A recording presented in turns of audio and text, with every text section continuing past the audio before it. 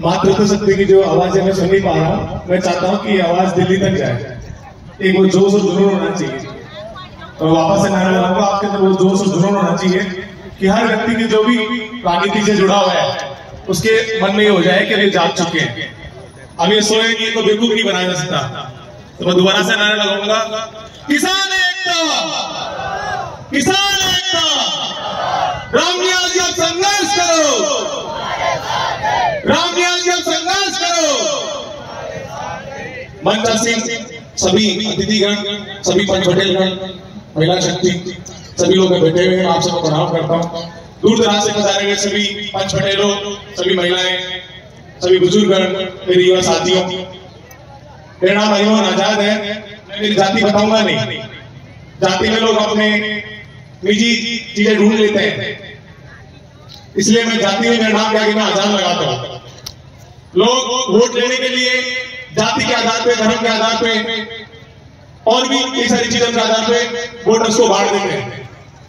हम सबकी जो बेसिक नीड है पानी, जिससे हमारा जीवन शुरू हुआ है, इस पृथ्वी पे जो जीवन शुरू है वो पानी की वजह से शुरू हुआ। हमारी बॉडी के अंदर साइंटिफिक एक चीज प्रूव्ड है कि 70% में पानी होता है। आज हमको शुद्ध पीने का पानी नहीं मिल रहा है, ये बहुत बड़ी अफसोस की बात है। हमारे देश को आजाद हुए 70 साल से ऊपर हो गए, उसके बावजूद भी हमको शुद्ध पानी नहीं मिल रहा है। तो ये कहीं ना कहीं जो भी राजनीतिक पार्टियां हैं, राजनीतिक व्यक्तियों के ऊपर एक सवालिया चिन्ह लगता है। आज आप सब बता रहे हैं तो ये बड़ी खुशी की बात है कि आपने पानी की चीज को प्राथमिकता पे रखा है। आप सब जानते हैं राजस्थान के 13 जिलों के अंदर वसुंधरा जी ने सर्वे करवाया, ERCP, eastern Rajasthan canal project, पूर्व राजस्थान नहर परियोजना, जिसके थ्रू हमारे जो 13 जिले हैं, दौसा, सवाई माधोपुर, करौली, अलवर, भरतपुर, कोटा, बारा, धौलपुर, सभी जो 13 जिले उनको पानी लाने की एक योजना है नहरों के थ्रू। मैं आपको बताना चाहता हूं, बारिश जब होती है वहां पर चंबल के आसपास का जो क्षेत्र है, वहां बारिश के कारण आसपास के क्षेत्र के अंदर बाढ़ की स्थिति बन जाती है और आसपास के गांवों के अंदर बहुत भयंकर तबाही होती है। घर के घर बह जाते हैं, पशु बह जाते हैं। जितना पानी हमको सिंचाई के लिए चाहिए, पीने के लिए और सिंचाई के लिए, उससे 5 गुना पानी वहां बह जाता है। और ये रिसर्च किया हुआ है, मैं बोल नहीं रहा हूं ये बातें, ये बिल्कुल रिसर्च की हुई है। हमको जितना सिंचाई के लिए और पीने के लिए चाहिए, उससे 5 गुना पानी वहां बह जाता है। तो वो जो 5 गुना पानी बह जाता है वो उनके लिए भी नुकसानदायक है, क्योंकि वो बाढ़ के रूप में वो दिक्कत करता है। तो उस पानी को हम साइंटिफिक तरीके से जब एक प्रोजेक्ट होगा तो उसको इकट्ठा करके हमारे 13 जिलों के अंदर नहरों के थ्रू लाने की योजना है। लेकिन चाहे केंद्र सरकार हो, राज्य सरकार हो, कोई भी इस चीज में सीरियस नहीं है। सिर्फ सीरियस है तो अपने वोट बनाने में सीरियस है। अपनी जमीन, अपना धन कैसे बढ़े, खुद का विकास कैसे हो, उस चीज में सब लगे हुए हैं। हम चुनाव कैसे जीते, हम सबको रेवड़ियां बांटते हैं, 2 किलो अनाज दे देंगे या और कोई चीज दे देंगे। आप इस बात को समझिए। मैं अभी गाड़ी में जब मैं आ रहा था तो मैं एक बहुत ही महान फिलोसोफर को पढ़ते हुए आ रहा था कि जो भविष्य की बात करता है वो भविष्य की बात नहीं करता, वो वर्तमान में भी भविष्य में ही जी रहा है। तो हम बहुत बड़े सौभाग्यशाली हैं कि हमको दूरदृष्टा श्री रामनिवास मीणा जी जैसे व्यक्ति हमारे बीच में बहुत सौभाग्यशाली हैं जो भविष्य की सोच रहे हैं। आप समझिए, कोई पार्टी आपके वोट लेकर के अपनी सत्ता में आ जाएंगे और आप देख रहे हैं पिछले 5 साल में सिर्फ सत्ता की लड़ाई चल रही है, आपस में पार्टीबाजी हो रही है, एक ग्रुपबाजी हो रही है, विकास बहुत दूर छूट गया है। हमारे पास में, खुद के पास में यदि पानी होगा तो एक तो हमारा स्वास्थ्य ठीक रहेगा। आप इस बात को समझिए। मैं अजमेर रहा था 8 से 7 दिन, वहां आपकी पानी के वजह से आपकी शरीर की पूरी संरचना बदल जाती है। आप इतना फ्रेश फील करते हैं, इतना स्वस्थ फील करते हैं, तो स्वस्थ पानी होना जरूरी है, बरसात का पानी। आज यहाँ पर स्थिति है वो छुपी नहीं, आप सब जानते हैं। फ्लोराइड कितना ज्यादा है पानी के अंदर, फ्लोराइड हमारा जहर, स्लो पॉइजन के रूप में जहर पी रहे हैं। तो ये जब योजना के थ्रू जब पानी आएगा तो पीने का पानी तो मिलेगा ही, उसके साथ साथ में सिंचाई के लिए भी हमको व्यापारिक फसलें हम कर सकते हैं, 3-3, 4-4 फसलें कर सकते हैं, जिससे हमारा भविष्य सुधरेगा। आज हमारे बच्चे, मैं देखता हूँ हमारे युवा साथी बाहर शहरों में गार्ड की नौकरी कर रहे हैं और 10,000 के लिए 12,000 के लिए धक्के खाने पड़ रहे हैं।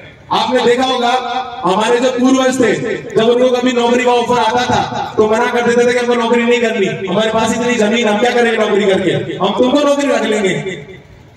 लेकिन आज ये स्थिति बनी हुई है, नौकरी का इतना महत्व हो गया है, और तो और जिनकी नौकरी नहीं लगती उनके लिए शादी की दिक्कत सामने खड़ी हो जाती है। कोई व्यक्ति कैसा भी हो, उसका चरित्र कैसा भी हो, वो काम कैसा भी करता हो, लेकिन अगर नौकरी लगा हुआ है तो उसकी शादी हो जाएगी। और जो व्यक्ति जिसकी नौकरी नहीं लगी, उसके अंदर कितना टफ कंपटीशन है, कितना पैसा लग रहा है, पेपर आउट होते हैं, इतनी सारी दिक्कतें हैं। तो सब चाहते हैं कि मेरे बच्ची का भविष्य सुरक्षित हो, इसलिए वो चाहते हैं कि कोई भी नौकरी करता है व्यक्ति, उससे शादी कर देंगे तो जीवन भर के लिए उसको दिक्कत नहीं आएगी। लेकिन अगर पानी नहीं रहा तो जिएंगे कैसे? तो मेरा आप सबसे हाथ जोड़ करके निवेदन इस बात को समझते हुए जब आपको समझाना चाह रहा हूं कि हमारा भविष्य अच्छे पानी से जुड़ा हुआ है, स्वस्थ पानी से जुड़ा हुआ है। उसके लिए अगर आप सब मिलकर के बाबा साहब श्री रामदास मीणा जी के नेतृत्व में एक होकर अगर आवाज उठाएंगे तो जरूर सरकार को झुकना पड़ेगा और उसको राष्ट्रीय परियोजना घोषित करना पड़ेगा। और फिर राष्ट्रीय परियोजना घोषित करवाने के बाद में जल्द से जल्द हम चाहेंगे कि ये प्रोजेक्ट आए और नहरें हैं जो जल्द से जल्द उनका निर्माण काम शुरू हो। इसके लिए हमें हर पल लड़ाई लड़नी पड़ेगी। आप जो भी पढ़े लिखे युवा हैं उस बात को समझते होंगे कि पार्टियां किस प्रकार से वोटों का ध्रुवीकरण करती है, कैसे लोगों को वोट में बांटती है, हम उनमें फंस जाते हैं। आप ये समझ में कि जो व्यक्ति आपका अगर जाति के आधार पे, धर्म के आधार पे अगर वोट मांग रहा है तो समझ लो कि वो वहीं से हमारे लिए भविष्य के दिन उल्टे हो गए। आप इस बात को समझिए, जो भी राजनीतिक पार्टी के अंदर चुनाव लड़ता है उसकी जिम्मेदारी है, वो हमारा नौकर है। हम उसको कहते हैं कि सांसद जी प्रणाम करते हैं, विधायक महोदय प्रणाम साहब, वो हमारा नौकर है। हमारा टैक्स का पैसा हम उसको देते हैं, हम बीड़ी भी खरीदते हैं, माचिस खरीदते हैं, हम एक सुई भी खरीदते हैं तो उसका भी टैक्स का पैसा सरकार में जाता है। इस बात को हमें समझना पड़ेगा। हम समझते हैं कि उनकी बड़ी मेहरबानी हुई, उनका बाप का पैसा है क्या? हमारा मेहनत की कमाई है जो हमारे लिए खर्च कर रहे हो। आप समझिए, मैं लगातार क्षेत्र में जा रहा हूं, रोड की स्थिति कैसी बनी हुई है इस विधानसभा क्षेत्र में। बड़ा दुख होता है कि आपने अपने वोटर्स को एमएलए बनाया, उनकी एक जिम्मेदारी है। कोई भी व्यक्ति हो, कोई भी सरकार हो, कोई भी पार्टी हो, ऐसा नहीं है कि वो जब वोट लेकर के हमारे ऊपर साफ बन गए हैं। मैं स्वर्गीय पायलट साहब में बड़ा मानता हूं और राजनीति में कहीं ना कहीं उनकी वजह से, स्वर्गीय पायलट साहब की वजह से मेरा राजनीति में एक रुचि रही है। बचपन से ही एक माहौल था घर के अंदर। ऐसे महान व्यक्ति जिन्होंने किसानों की बात करी, वो कहा करते थे कि जब तक गरीब किसानों के बच्चे, गरीब किसानों के मजदूरों के बच्चे पढ़ लिख करके उन कुर्सियों पर नहीं बैठेंगे जहां से देश की नीतियां बनती हैं, जहां की नीतियां क्रियान्वित होती है, तब तक देश की तरक्की संभव नहीं है। क्योंकि किसान का बच्चा, किसान का जो परिवार से जुड़ा हुआ है वो अच्छी तरह समझता है कि किसान की परेशानियां क्या क्या है। तो उनकी बातों को ही मैं चाहूंगा कि किसान के व्यक्तियों को आप, जो भी बच्चे हैं उनको आप आगे बढ़ाएं, वही लोग इस देश का अच्छा सोच सकते हैं। बाकी तो सिर्फ बातें होती है, सिर्फ कहा जाता है, एक करने वाली बात है बहुत दूर दूर तक हो जाती है। मैं समझता हूँ कि क्योंकि मेरे साथ बगल में आगे हैं तो चाहते हैं शायद कि मैं मेरा समय अवधि हो गई है, तो मुझे लग रहा है कि अब ज्यादा इस बात को लंबा नहीं खींचूंगा। तो इस बात को मैं पूरा इस बात को दोहरा रहा हूँ कि आप पढ़े लिखे हैं, समझदार हैं, किसान हैं, लेकिन हमारे बच्चे हर जगह से पढ़ रहे हैं। इस बातों को समझते हुए उस व्यक्ति के लिए लड़ा है जो निस्वार्थ होकर के पूरा तन मन धन दिन रात पाने के लिए संघर्ष कर रहा है। उनकी आवाज को मजबूत करें।